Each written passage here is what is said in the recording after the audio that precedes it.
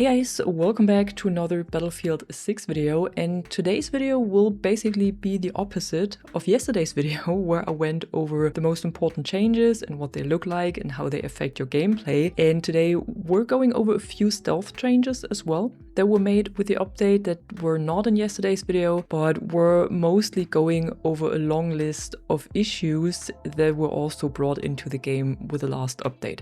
And we're gonna start with the stealth changes. And here, first of all, it seems like they have finally fixed the mouse input issues, because before that it seemed like there was always a bit of a input lag or delay, but now it seems to be much smoother and seems to react a lot better. So let's hope that this is intended and not just a side effect of maybe another fix they made. What they also changed are the airspace boundaries for Sobek City, Manhattan, Eastwood and Blackwell fields. Here they have changed between 20% and 25%, so they have expanded them. And what was also changed, but that's in the patch notes, is that for the recon drone you now need line of sight to destroy enemy targets. However, the patch notes say that the recon drone now follows the same logic as the hardware suppression system, which means that close targets can still be destroyed through walls, but distant targets require line of sight. However, my time that I spent with the recon drone so far after the update, I always needed line of sight and I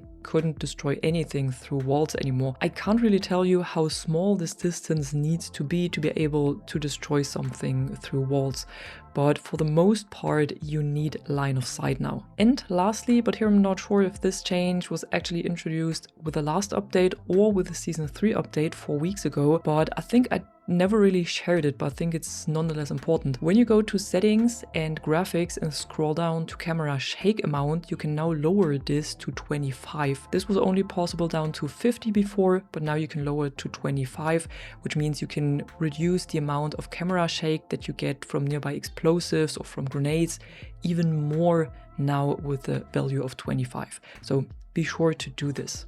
And then we have, well, quite a long list of new issues that were brought in with this update. And we're gonna start with the bonus challenge. A lot of you might have noticed that one of the new weekly bonus challenges was already completed, but you didn't get the points for it. But this was already fixed. So now we got a new bonus challenge that is unlocked right from the start and you only need to complete it. And this also means that you can now unlock the PP19 SMG in this week, so in the first week of this bonus path. This was also not possible before and also caused some outrage within the community because we already had this, we talked about this and gave the feedback that it should not be timed, and now it happened again. So they quickly fixed this. You should have another bonus challenge now, and this allows you to unlock the PP19 SMG if you also complete all of the other weekly challenges of this week and also the bonus challenges that we got for the bonus path. Then there was also a lot of confusion around the XP boosters. Here, some of you wrote in the comments that it looks like XP boosters now sound like they count only when you are in a match and they are not counting down in real life anymore. So they're not counting when you are in the start screen or during matches anymore. However, Battlefield has already confirmed on Twitter that this is only a bug in the description. And they're writing that XP boosters still count down in real time as they have since launch. So they still count down even though you're not in the game, they still count down during matchmaking or when you are in the settings or doing your loadouts.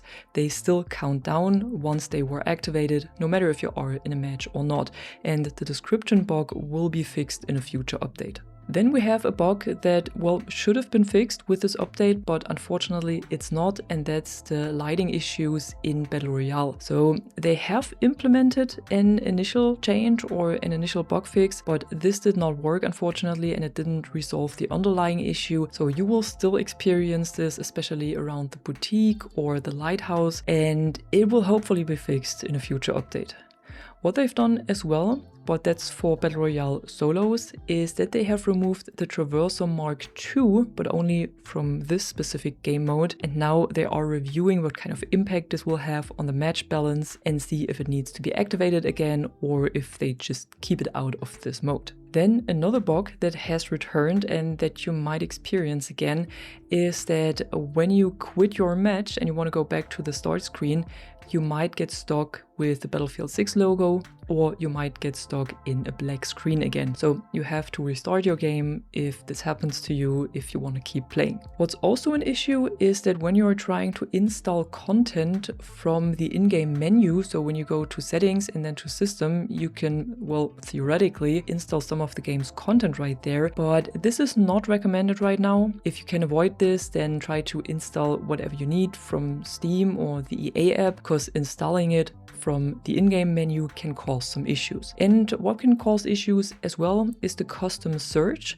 but only when you're looking for Cairo Bazaar Breakthrough and when you are in a squad. A very specific case probably, but if that's a case for you, this could also cause some issues and they're trying to resolve it. What's also new is that when you are in the firing range and you move to settings, then the whole settings menu is gone.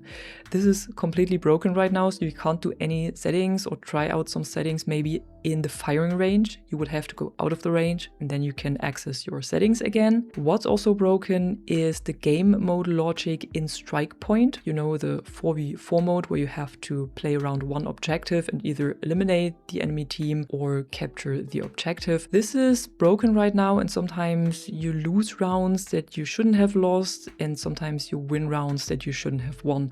So it's a bit messed up right now and probably very frustrating. But the most annoying bug, I'd say, that we got with the update is the one where your cursor randomly moves around and changes its position in the deploy screen. I'm sure you have noticed it if you already played the game. No matter if you zoom in or if you keep the map as it is, when you try to spawn on an objective or on one of your squad mates, it just moves around, and sometimes it's really hard to get hold of that point where you actually want to spawn on.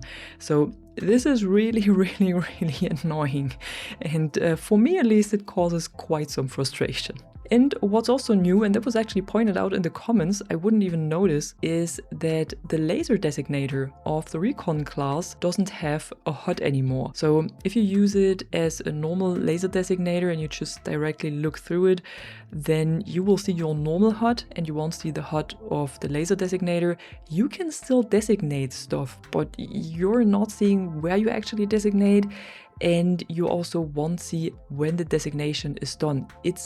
You can still use it, it's just a bit harder now. What's still working though is when you place it and then get into it remotely, then the HUD is there and then it's still working normally. And what's also, well, a bit more fixed than it should be are the yellow points, because what they should do now is that they should actually show up for things that you have newly unlocked, but they're not doing this. So if all of the yellow points are gone, if you clicked through everything that was still showing, then you shouldn't see any yellow points anymore. Or maybe there are some random ones, I don't know.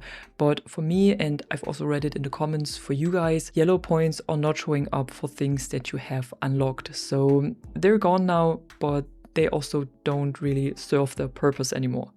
And lastly, and that's at least my impression, but I also read a lot of people in the comments that said similar things, it seems like there is a lot more desync and server lag in the game after the update.